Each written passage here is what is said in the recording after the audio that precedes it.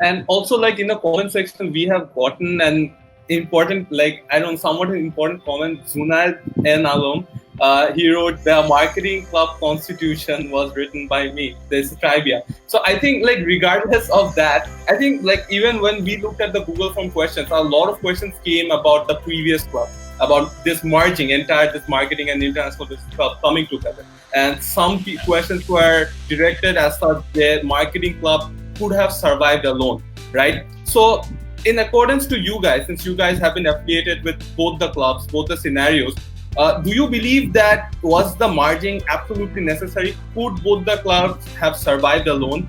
And what do you guys have to say about it? Like once again, Mahatab sir can start this time, and then we'll move on to Sajid. Sure, absolutely. Yes, sir. All right. I think when it comes to about survival, and what I have seen from both the members of both these two clubs that used to be here, both TMC and IBC, absolutely they could survive. But again, when we think from an organizational perspective, when you think from a student perspective, yes, absolutely, both can survive, no problem whatsoever.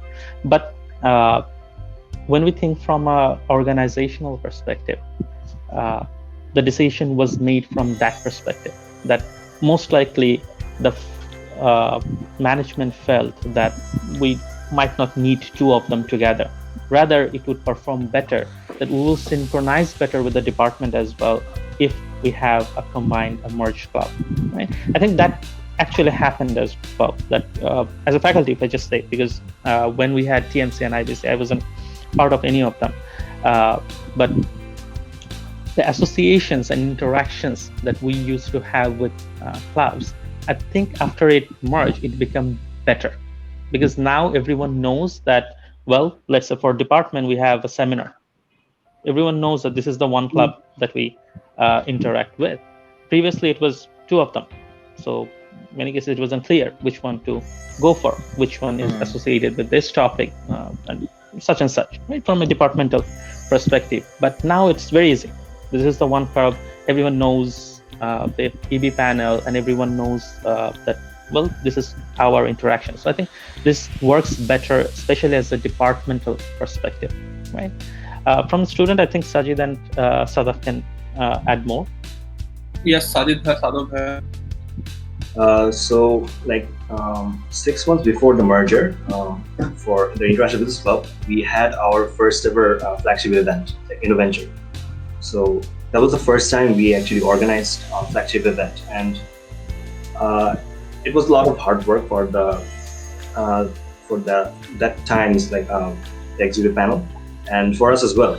Like we never had an opportunity to organize such an event, and it took a lot out of us. But after the event was successful and it all ended, we got the news that there was going to be a merger. Now, from my perspective, I think that for something to survive, there must be some form of change. There has to be some form of change, and be it negative or positive, it can only be seen in the future what this change can bring. So, was it needed? I think so, because I feel personally that the club is doing really good. Not to bash the other previous two clubs, but the new club is doing a lot of things, and we have the current panel. We have a lot of plans, but as you know, that due to the coronavirus, we couldn't create our proceed with our event, our flagship event. But so far, we've been successful with Amelia, our minor event, and the skill development programs that we are doing currently. Even online, we are we have done with Roby and Bat. So those were actually successful, and we also currently have a partnership with cities, and I hope that we'll be more successful in the future. So yeah, the change was actually needed, and as Sir said, it's easier for the department to oversee one club.